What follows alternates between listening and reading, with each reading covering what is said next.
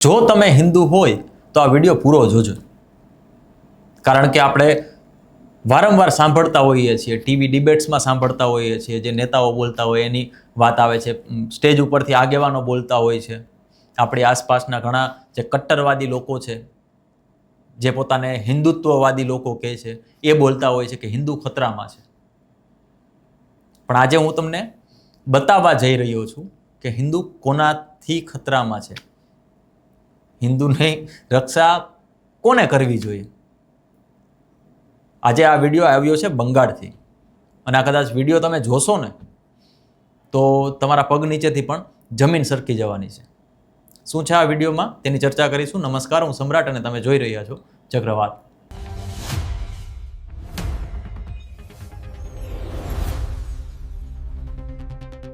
જેટલા પણ લોકો આ વિડીયો જોઈ રહ્યા છે અને તે હિન્દુ હશે તો એમાંથી કોઈક જ એવો વ્યક્તિ હશે જેણે જય શ્રી રામનો નારો નહીં લગાવ્યો હોય. ઘણા બધા લોકો તેને આરાધ્ય દેવ તરીકે માને છે, ઘણા બધા લોકો પૂર્ણ પુરુષોત્તમ માને છે. હાલમાં જ રામનવમી ગઈ અને તમામ લોકો જે હિન્દુઓ છે એ રામનવમીને હર્ષો ઉલ્લાસથી ઉજવતા રહ્યા છે અને આ વર્ષે પણ ઉજવી હશે. પરંતુ મારી પાસે જે વિડીયો આવ્યો છે એવું કહેવામાં આવે છે કે વિડીયો બંગાળનો છે.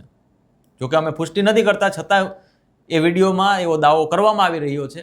ઘણા બધા ટ્વિટર હેન્ડલ પણ એને કહી રહ્યા છે કે આ બંગાળનો વિડીયો છે અને આ વિડીયો રામનવમીનો છે. જે રીતે આપણે રામનવમીમાં હર્ષો ઉલ્લાસથી નાચતા ગાતા જે ઉજવણી કરવામાં આવે છે, અબીલ ગુલાલ લગાવવામાં આવે છે, તેવું આ વિડીયોમાં કાંઈ નહોતું. આ વિડીયોમાં રામનવમી પર એક શોભાયાત્રામાં એમાં મામાન બેનમાં ગાળો બોલવામાં આવતી હતી, અને એ પણ ડીજેમાંથી.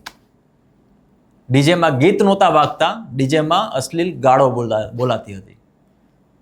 અને એનું ગીત તમને નહીં સંભળાવી શકું એ વસ્તુ.